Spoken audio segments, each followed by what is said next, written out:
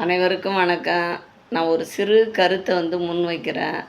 தாவேகா தலைவர் ஆட்சி அமைக்கிறதுக்கு உரிமை கோரியிருக்கிறாரு. ஆனால் ஆளுநர் அதை நிராகரிச்சிருக்கிறாரு.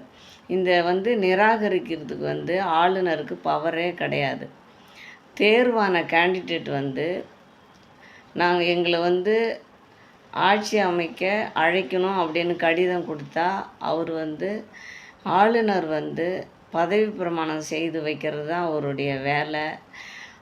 ஏன்னா அந்த தேதியும் நேரத்தையும் மாற்றுறது கூட ஆளுநருக்கு பவர் கிடையாது. ஏன்னா அவர் ஒரு பொம்மை மாதிரி தான். அவர் பதவி பிரமாணம் செய்து வைக்கிறது மட்டும்தான் அவருடைய வேலை. தாவேகா தலைவர் 2 வாரத்தில் நாங்கள் பெரும்பான்மையை நிரூபிக்கிறோம் அப்படின்னு தான் கடிதம் கொடுத்துருக்கிறாரு.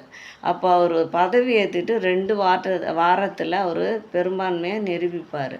பெரும்பான்மையை நிரூபிக்கிற இடம் சட்டமன்றம் தான். சட்டமன்றத்தில் தான் பெரும்பான்மையை நிரூபிக்கணும்.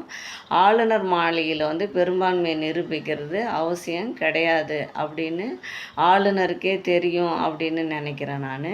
அதனால் தாவேகா தலைவர் சிஎம்மாக ஆகணும். சிஎம் ஆகிறதுக்கு ஊடகங்களும் மூத்த பத்திரிகையாளர்களும் மூத்த அரசியல் விமர்சகர்களும் பொதுமக்களும் எல்லாரும் குரல் கொடுக்கணும்னு நாங்கள் உங்களை எல்லாரையும் பணிவோடு நான் கேட்டுக்கிறேன். இதுக்கு நேற்றே ஊடகங்கள்லாம் இதுக்கு குரல் கொடுத்துருக்கணும். ஏன்னா வாஜ்பாய் அவர் அவருடைய அரசியலில் 9 மாதத்துக்கு அப்புறம்தான் அவர் பெரும்பான்மையை நிரூபிச்சிருக்கிறாரு. இது எல்லா ஊடகங்களுக்கும் தெரியும். அதனால் தாவேகா தலைவருக்கு அழைப்பு விடுக்கணும். ஆளுநர் அழைப்பு விடுக்கணும் அப்படின்னு எல்லாருடைய சார்பாகவும் நான் கேட்டுக்கிறேன். ஏன்னா புதுசாக ஒரு கட்சியை ஆரம்பித்தவரை இப்படி தனியாக நின்று ஜெயித்தவரை இப்படி அலக்கழிக்கக்கூடாது. அவர் மக்களால் தேர்ந்தெடுக்கப்பட்டிருக்கிறாரு.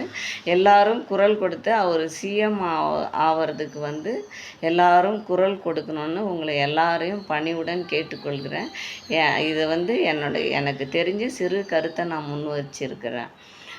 நன்றி, வணக்கம்.